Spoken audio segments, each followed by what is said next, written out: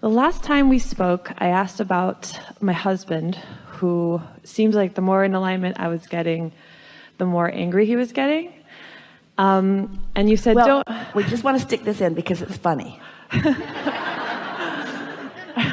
When you're living something that others want, sometimes it just amplifies to them that they're not living it, and it makes them ornery.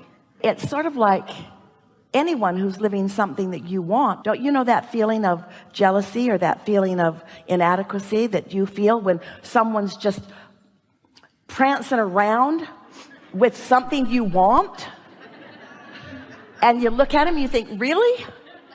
You've got it and I don't? Do you know how much I want that? First of all, give everybody a break until they get their bearings. All right, so you said to me, don't worry, he'll catch up. You won't have to go anywhere. You two have a collective vortex. Your inner being knows who this man is. Oh, we shouldn't have said that to you. Because now you're going to point out how that doesn't seem right. Well, but right after that... We never tell you anything that isn't true. It felt so good and so true, but right after that, what happened was a lot of really extreme... You didn't tell him we said that, did you? No. Yeah. A lot of contrast happened for him, and he kind of broke through a lot of stuff. Yeah. And he had like a really dark night of the soul kind of thing. But then I met another person who I had like an explosive connection to, and he feels like everything in my vortex. But then my husband is having like coming into his awareness, and he told me, well, I've been with other women our whole marriage, like for the last 10 years. So I guess I was confused. I was stuck on when you said, you don't have to go anywhere, you have a collective vortex. Why'd you go? We didn't say there's not other places to go. We said you can find what you want where you are. There's no right or wrong in this, but it's a little bit like, we're just going to tease you a little bit because we really want you to hear this. It's like deciding that you want to have children, and you really want children, and you're really eager about it. Can't wait to play with them and feed them and take them trick-or-treating. That's what one wanting to be pregnant woman said to us. She couldn't wait for them. We know it's weird, but that's what she said. So you get pregnant, and you're so eager, and then you're walking down the street, and there's a lady not watching her baby carriage. There's a baby in there. So you just say, why wait?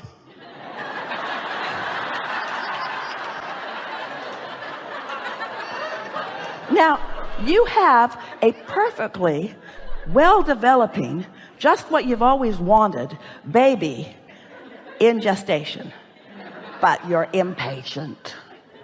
So you just, no analogy's perfect, just go with it. But now I'm kind of confused because I feel like it's weird, I don't really take what he's done personally, and I have love for him because I feel like we kind of helped each other wake up. But then like it just so happened that another path came to me, and it just feels like I have to go there. So it's interesting. I'm like a little bit conflicted about. Really? Yeah. Here's something that we always encourage. Make sure you're calibrated before you move. Were you calibrated before you moved? What influence do you feel you were under when you were swept to this other person? That's the question. That's the question that you want to ask yourself.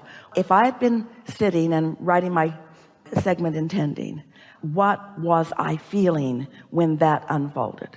And you can say what you want it to be, but as you're in the process of exploring this other, we promise you that it was a very mixed bag.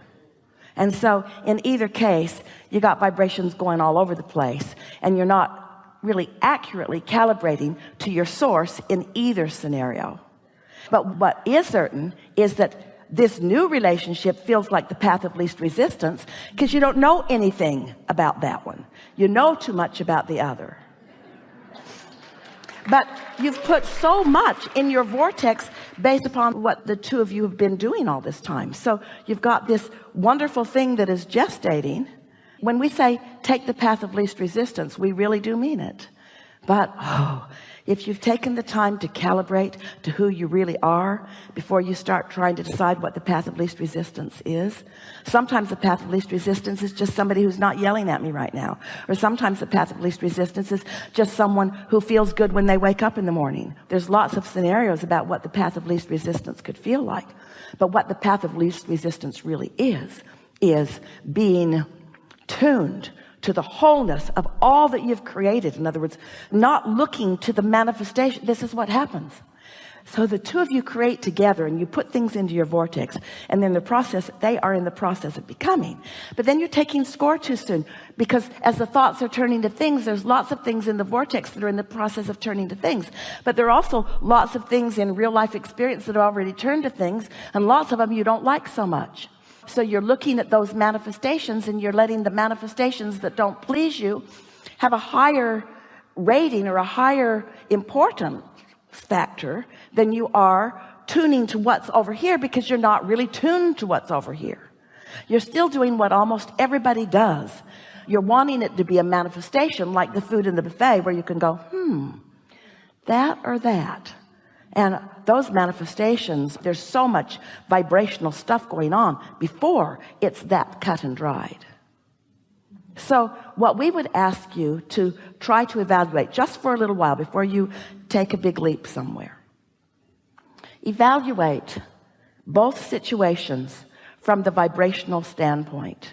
Ask yourself how it's feeling. Try to calibrate to who you really are. We like saying this so much. We've not said this before. We've not had a situation where we could say this before with this clear way of saying it. You're all really going to like this. So there's this existing relationship. Let's call it existing. Been going on for how long? 10 years. And then there's this new relationship. Been going on for how long? 3 months. Let's call the 10-year relationship a manifestation. Seems logical. And let's call the other one something in the process of becoming. Seems what most people would do. Yes, this one is manifested. It's signed, sealed, delivered. It's a done deal. It is what it is. And then here's this new one. We would like you to understand both of them are equally still in the ethers, in the state of becoming. But you can't taste or sniff out the ethers because you're so busy looking at manifestations. And what almost always happens when someone jumps to the new is they get a ways down the road and the new one is just like the old one, because they didn't do any recalibrating. They just moved away from the parts they didn't want, which means they moved physically away from them, which means they kept them active, and then they were just factored in what was unfolding. And so when the new manifestation comes, different places, different faces, just the same experience over and over again. This is time for recalibration. This is time for remembering who you really are. This is time for remembering all the things that this 10-year relationship, we're not guiding you to that. We're just wanting you to benefit from what that 10-year relationship put in the vortex. And we want you to calibrate to the vortex version of that 10-year relationship. If you can calibrate to the vortex version of that 10-year relationship, then it could come to you from 1,000 places, and it could come fast. It's extra delicious, however, when the relationship that gave birth to the vortex is the relationship that is where you are receiving it. Doesn't have to be that way. Most people don't let it be, because most people aren't disciplined enough to see new every day. They see the same old every day, because it's really good. Yeah. And we know we didn't really answer your question in a way that you wanted us to, but we gave you the best relationship understanding that we've ever offered, ever. Yes. Thank you. Yeah.